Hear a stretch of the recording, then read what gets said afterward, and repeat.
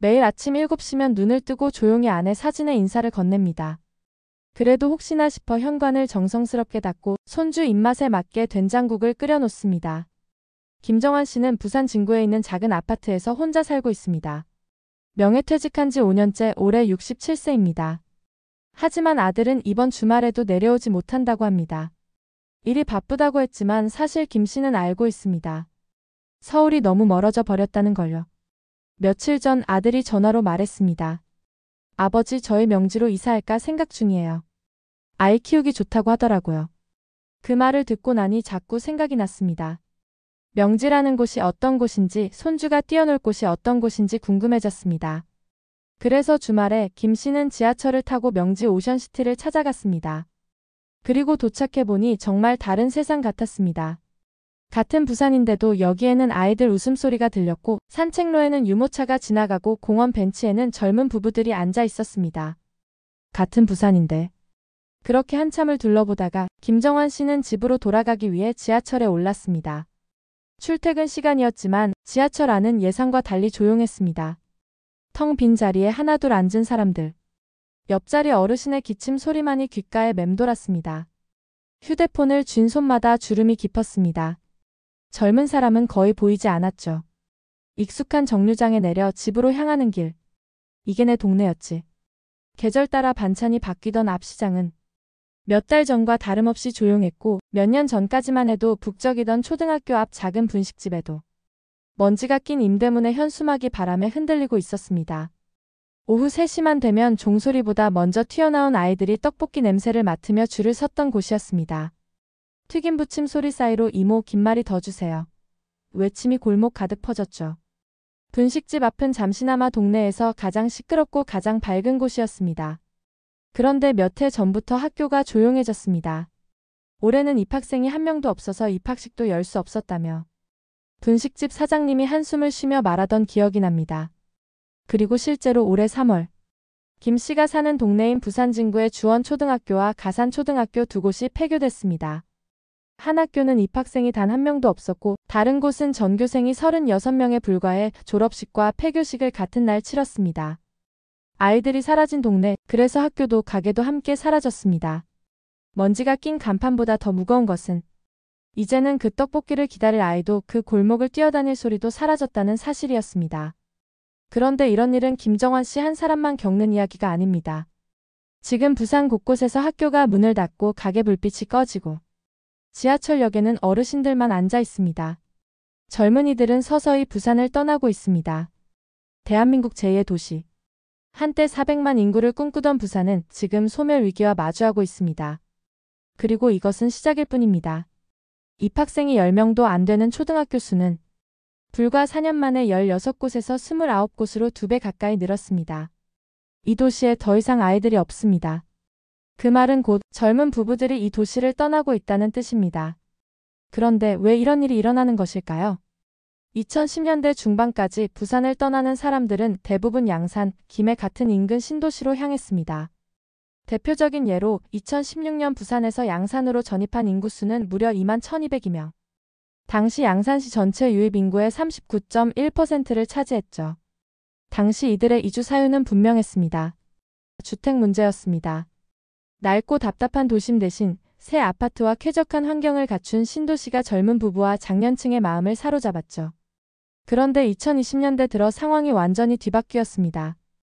2023년 부산 순유출 인구 1만 1432명 중 충격적이게도 98%가 수도권으로 향했습니다. 2024년엔 그 수가 1만 3657명으로 더욱 급증했고, 이제 부산 인구 유출의 최대 행선지는 수도권이라는 씁쓸한 현실이 되었습니다.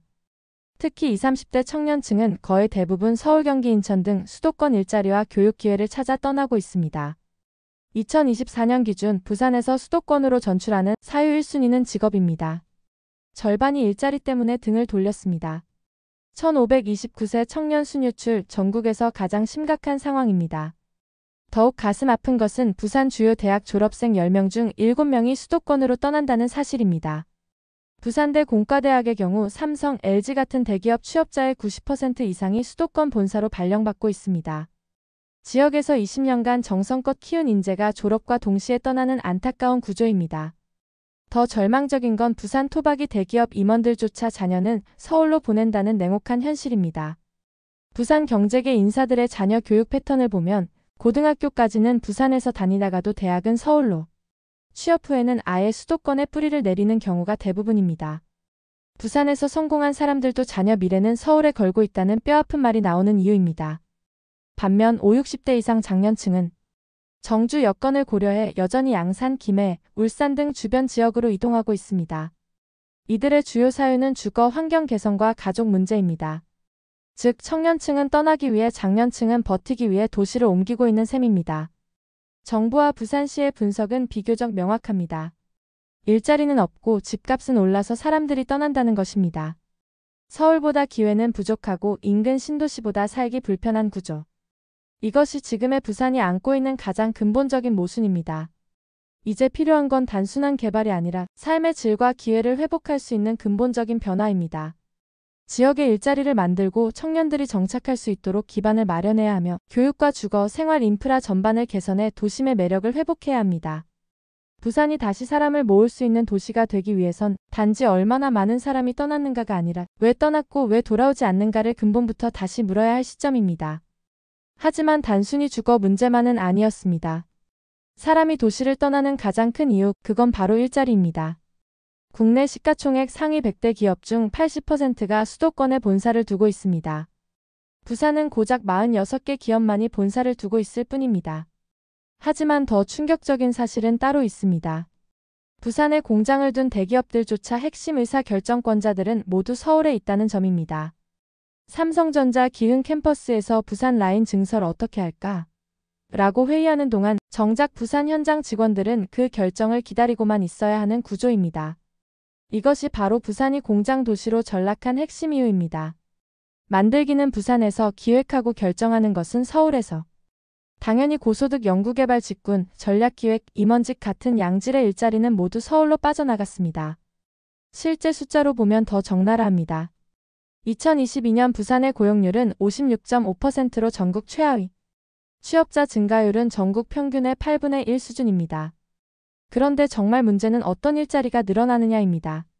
부산에서 늘어나는 일자리의 대부분은 치킨집 아르바이트, 택배기사, 편의점 직원 같은 저임금 서비스업입니다. 반대로 정규직 제조업이나 사무직 같은 일자리는 계속 줄어들고 있습니다.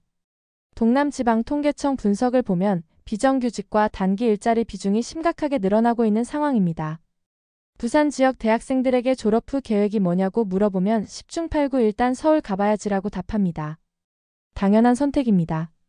부산에서 대학 나와봤자 갈 곳이 공장 생산직이거나 서비스업뿐이니까요. 기획, 마케팅, 연구개발 같은 화이트칼라 직종은 이미 다 서울로 올라간 상태거든요. 더 안타까운 건 부산이 미래 산업에서도 뒤처지고 있다는 점입니다. 4차 산업혁명이니 AI니 하는 얘기들 전부 판교와 강남에서만 벌어지고 있습니다. 부산은 여전히 20세기 제조업 마인드에서 벗어나지 못하고 있습니다. 벤처 투자만 봐도 명확합니다. 국내 벤처 투자의 90% 이상이 수도권에 몰리고 부산은 그 나머지 10%도 안 되는 투자를 놓고 다른 지방과 경쟁해야 하는 상황입니다. 결국 악순환이 만들어집니다. 좋은 일자리가 없으니 젊은 인재들이 떠나고 인재가 없으니 기업들도 투자를 꺼리고 투자가 없으니 새로운 일자리가 만들어지지 않고 이 고리가 20년째 반복되고 있는 게 부산의 현실입니다. 그래서 지금 부산에게는 이 악순환의 고리를 끊을 수 있는 결정적인 계기가 필요합니다. 단순히 일자리 몇 개 더 만드는 수준이 아니라 부산이라는 도시의 DNA 자체를 바꿀 수 있는 그런 변화 말입니다. 절망적인 이야기만 있는 건 아닙니다.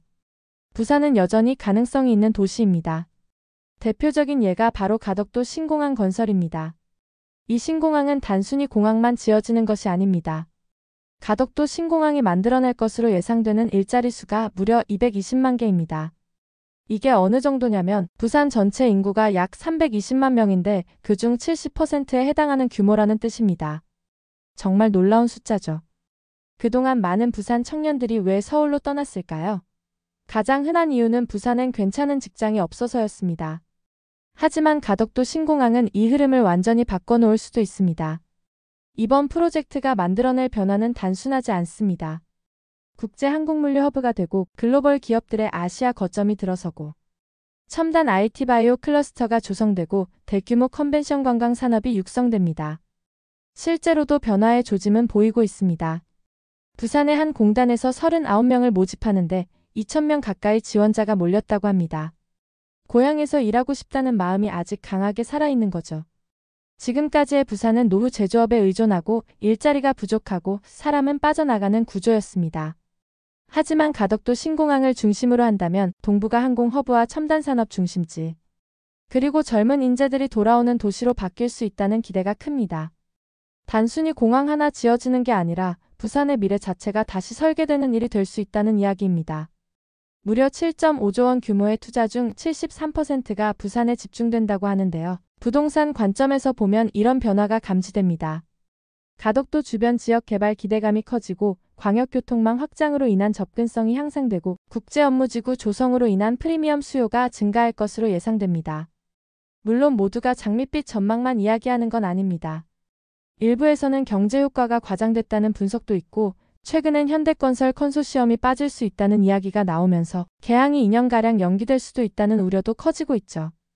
가덕도 신공항이 정말 제대로 추진된다면 부산은 살기 좋은 도시, 기회가 있는 도시로 도약할 수 있을 것입니다. 하지만 반대로 이 기회를 놓친다면 인구 유출과 지방 소멸이라는 위기는 더 빨라질 수도 있습니다. 여러분은 어떻게 보시나요? 가덕도 신공항 과연 부산을 바꿀 수 있을까요? 지금 부산이 겪는 위기는 단순히 사람 수의 문제가 아닙니다. 어떤 사람이 머무르고 어떤 삶을 꾸려갈 수 있느냐의 문제입니다. 좋은 집, 좋은 교육, 좋은 일자리. 그 세 가지가 없다면 그 어떤 도시도 살아남을 수 없습니다. 대기업이 부산에 오도록, 청년이 정착하도록, 가정이 아이를 키울 수 있도록. 그 구조부터 바꾸지 않으면 도시는 천천히 그러나 확실하게 무너집니다. 도시는 그냥 사라지지 않습니다. 사람이 떠나고 불이 꺼지고 침묵이 오래되면 그때 도시도 서서히 숨을 멈춥니다. 그리고 우리가 그 안에 살고 있다면 이건 누군가의 이야기가 아니라 곧 우리의 미래가 될지도 모릅니다. 아직 늦지 않았습니다. 우리가 이 도시를 잊지 않는다면 지금 우리가 함께 질문하고 함께 답을 찾아야 할 시간입니다. 이 도시의 내일이 궁금하시다면 좋아요와 구독으로 이 여정을 함께 해주세요. 시청해주셔서 감사합니다.